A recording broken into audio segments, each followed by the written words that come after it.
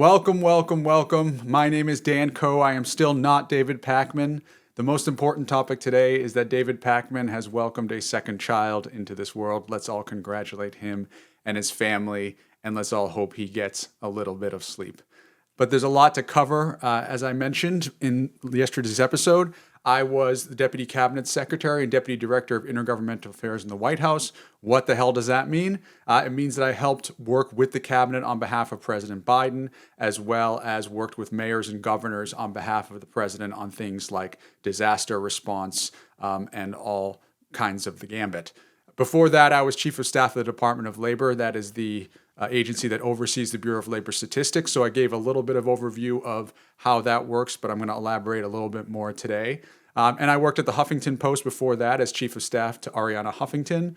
And before that was Chief of Staff to Mayor Walsh in City Hall with some dabbles in the private sector. So I am so honored, again, to be a part of your community. I'm so grateful to read all the comments from yesterday, both good and bad. I appreciate the feedback, and I promise that I will try to get better. So I want to start first with a tweet that the president put out about the census. He wrote, "I have instructed our Department of Commerce to immediately begin work on a new and highly accurate census based on modern-day facts and figures. Importantly, using the results and information gained from the presidential election of 2024. People who are in our country illegally will, all caps, will not be counted in the census. Thank you for your attention to this matter." Okay, so we're used to that last line from the president. So NPR writes this.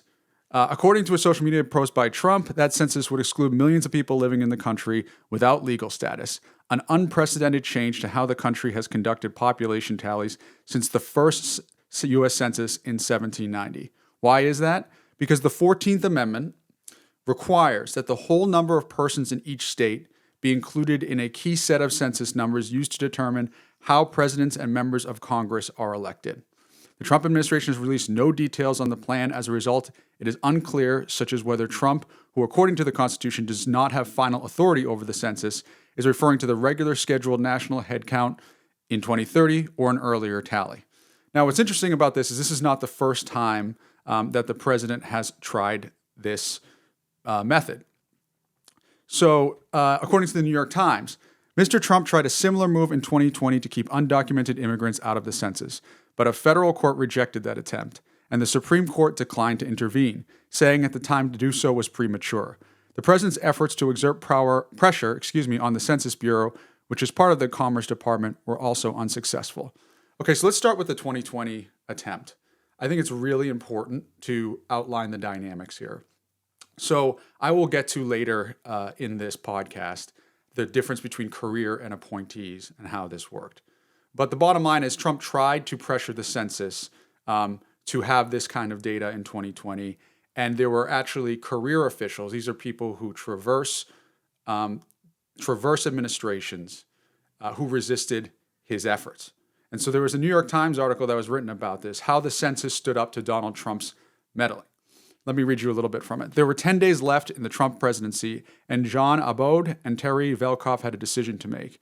6 months earlier, in July 2020, President Trump had ordered the Census Bureau, where they were senior officials, to produce a count of every unauthorized immigrant in the nation.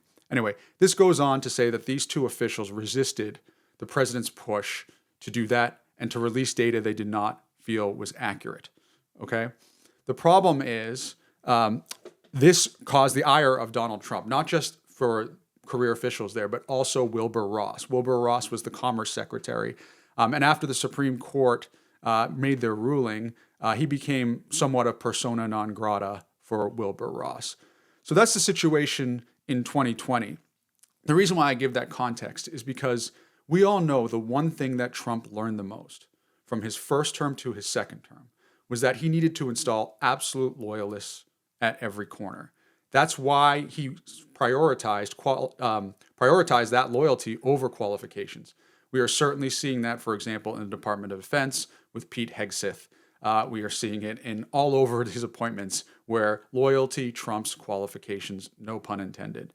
We are also seeing that at the Department of Commerce because Howard Lutnick was the head of his transition team. That is a very important role, one you only give to someone that you absolutely trust with loyalty. And so now Lutnick is a key person in this because the census is overseen by the Department of Commerce. So the person who would oversee the development of this is a absolute Trump loyalist, someone who will do whatever it takes to please Donald Trump. You see him in the Oval Office, always capitulating to him, always boosting his ego. So that is the stage that has been set. Here's the challenge.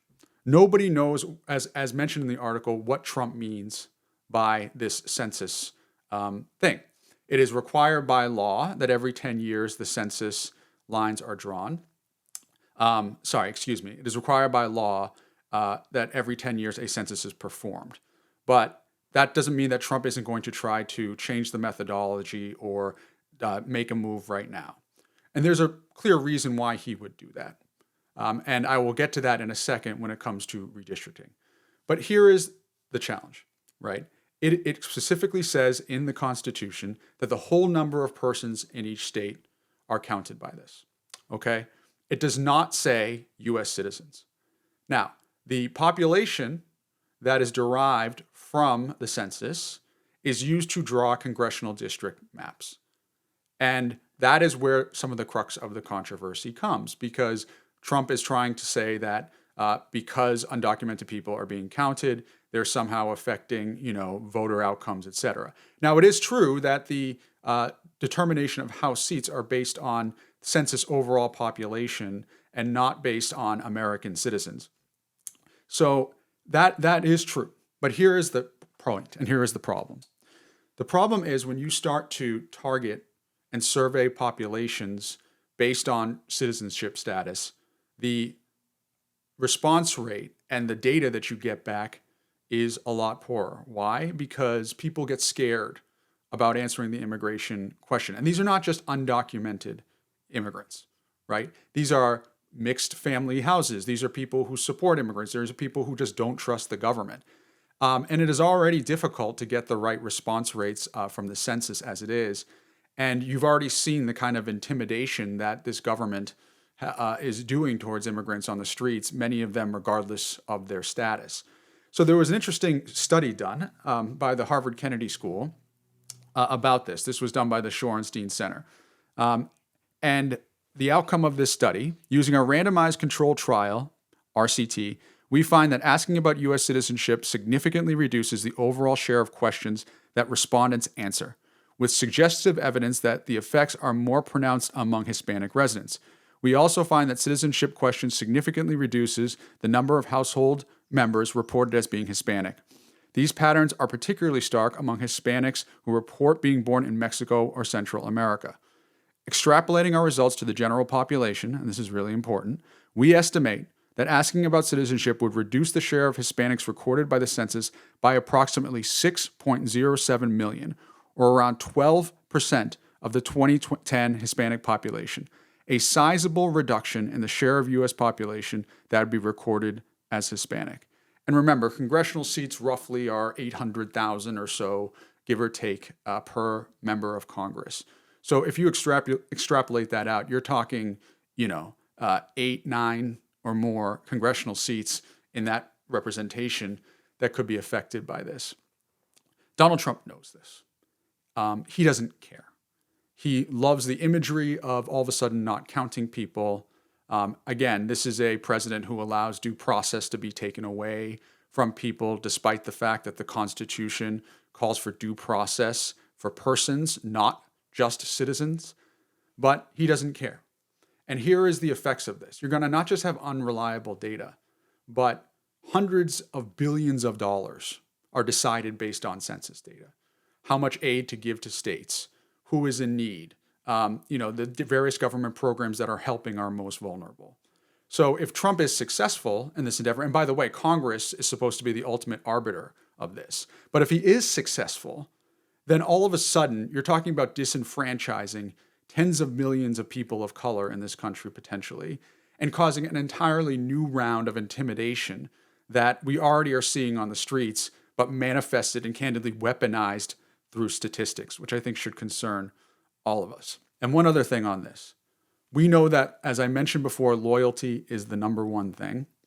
and that even though Congress is supposed to be the final arbiter on this, Donald Trump has shown that he's willing to blow through the authority of Congress, and that Congress is willing to acquiesce, even though they're supposed to be the co-equal branch of government, even though you would think that since power is probably the number one thing in DC for many of these people, they would want to hold the president to account and exercise their co-equal right. That is not happening in any other case, and I can't imagine that it will happen now. So you're talking about a loyalist in Howard Lutnick. You're talking about a demoralized career staff. You know, those career staff that we talked about earlier are heroes, in my opinion. And then we're talking about a president who does not care about the rule of law or care about past precedent. So we are at a very precarious situation now of a president who will blow through precedent and blow through the rule of law to minimize minority communities, to undercount them, to be able to create representation based on his image and his vision for the country, not based on what the Constitution says. So let's stay tuned for more on this. If you are shopping for a new mattress, I would recommend you start by looking at Helix Sleep, the mattress I've been sleeping on for years, the only one that I recommend because they custom tailor it to your needs. I took their sleep quiz. It took a minute or two. I said, I like to sleep on my stomach. I tend to feel hotter in the middle of the night rather than colder. I like medium firm. And Helix just nailed it, matched me with the perfect mattress. Most people don't even know where to start when you're looking for a mattress, and Helix just makes it easy.